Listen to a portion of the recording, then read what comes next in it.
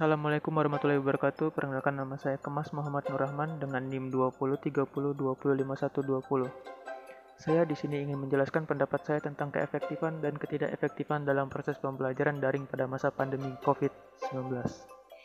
Sebelum saya mulai menjelaskan, saya ingin menegaskan ulang bahwa Indonesia menjadi salah satu negara yang terkena imbas pandemi COVID-19 yang terjadi di seluruh dunia. Dikutip dari WHO atau World Health Organization, COVID-19 adalah jenis penyakit menular yang disebabkan oleh jenis coronavirus yang baru ditemukan. Virus ini diketahui menyebabkan infeksi saluran nafas pada manusia mulai dari batuk, pilek, hingga yang lebih serius.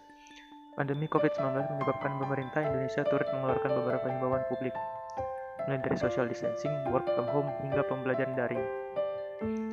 Pembelajaran daring adalah pembelajaran jarak jauh yang menggabungkan teknologi elektronika dengan teknologi berbasis internet. Di Indonesia, hampir seluruh sekolah dan universitas sudah menerapkan seruan pembelajaran daring ini. Bahkan beberapa perusahaan telekomunikasi sudah menjalin kerjasama dengan beberapa universitas sebagai bentuk dukungan mereka terhadap pembelajaran ini. Namun, pembelajaran daring yang diakui sebagai sarana paling efektif selama pandemi nyatanya juga dinilai tidak efektif. Saya di sini akan menjelaskan keefektifan dan ketidakefektifan dalam proses pembelajaran daring. Berikut pembelajaran daring dapat dikatakan efektif karena telah mempersingkat waktu pembelajaran dan membuat biaya hidup lebih ekonomis dan mempermudah interaksi antara peserta didik dengan bahan atau materi pelajaran.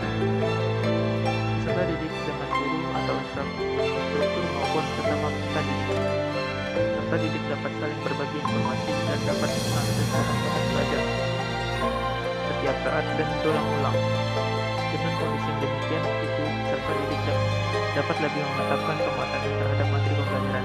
Sistem pembelajaran daring ini juga memiliki beberapa kelebihan yang dapat dirasakan siswa, yaitu 1. Siswa merasa lebih santai dan senang, punya lebih banyak waktu di rumah bersama keluarganya, punya lebih banyak waktu beristirahat dan bersantai, dan lebih rileks dan tidak tegang.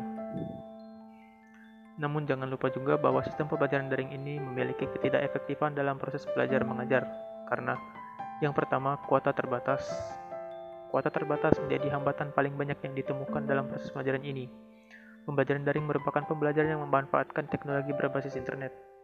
Jelas saja, untuk bisa melakukan pembelajaran secara online, baik mengajar, siswa serta mahasiswa harus memiliki kuota untuk bisa mengakses materi yang diberikan.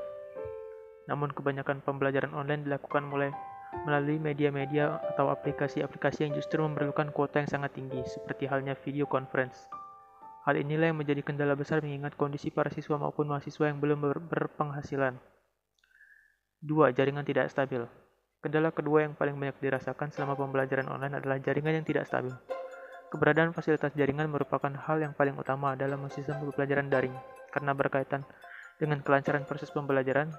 Keberadaan tenaga pengajar, siswa, serta mahasiswa yang jauh dari jangkauan provider tentu tidak dapat melaksanakan kegiatan pembelajaran dengan lancar. 3. Banyak gangguan. Pada awalnya banyak siswa serta mahasiswa yang menanggapi bahwa pembelajaran daring ini dengan baik karena materi yang diberikan dapat diakses di mana saja tanpa terkendala waktu. Namun seiringnya berjalannya waktu, justru pembelajaran ini dinilai tidak efektif karena menurunkan mutu pengajaran dan pembelajaran. Berdasarkan pengalaman saya dan serta cerita-cerita yang didapat dari teman-teman seangkatan, belajar di rumah justru lebih sulit daripada belajar tatap muka secara langsung di ruang kelas, karena adanya gangguan yang tidak kondusif sehingga sulit untuk bisa fokus terhadap materi yang diberikan oleh pengajar.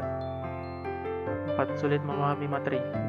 Pembelajaran yang dilakukan secara online membuat para siswa maupun mahasiswa yang kesulitan untuk memahami materi yang diberikan. Banyak dari mereka yang merasa kesulitan untuk bisa berinteraksi dengan dosen ataupun gurunya. Beda halnya jika mereka belajar langsung secara tatap muka.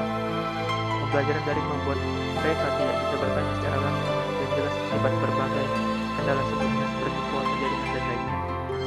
Selain itu, hal yang sama juga dirasakan oleh tenaga pengajar. Banyak tenaga pengajar yang mengatakan bahwa mereka tidak bisa memberikan materi secara maksimal selama pembelajaran daring ini. Mulai dari minimnya fasilitas tenaga pengajar untuk para siswa dan mahasiswa yang dinilai terlalu santai untuk mengikuti pembelajaran. 5. Fasilitas pembelajaran. Fasilitas pembelajaran daring menjadi salah satu alasan mengapa pembelajaran online dinilai tidak efektif. Dengan pembelajaran daring tidak semua kurang memiliki fasilitas yang bagus seperti memiliki handphone, laptop. Ada juga yang tidak memiliki handphone dan laptop. Bagi mereka yang keadaan ekonominya kurang baik, fasilitas handphone atau laptop tidak menjadi masalah yang besar. Namun bagaimana mereka yang keadaan ekonomi orang tuanya tidak baik? Tentu saja ini menjadi kendala yang besar. Bagaimana si anak bisa mengikuti pembelajaran online jika handphone saja tidak punya? Selain itu, jika pun mereka punya handphone, keterbatasan kuota juga menjadi kendalanya.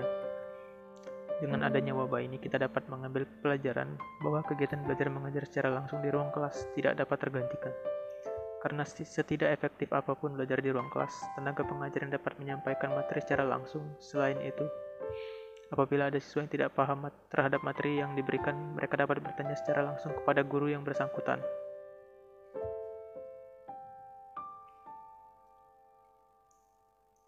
Hal yang saya sebutkan barusan dibuat berdasarkan opini dan beberapa pengalaman pribadi, serta cerita yang dapat dari teman-teman, kerabat dekat maupun keluarga.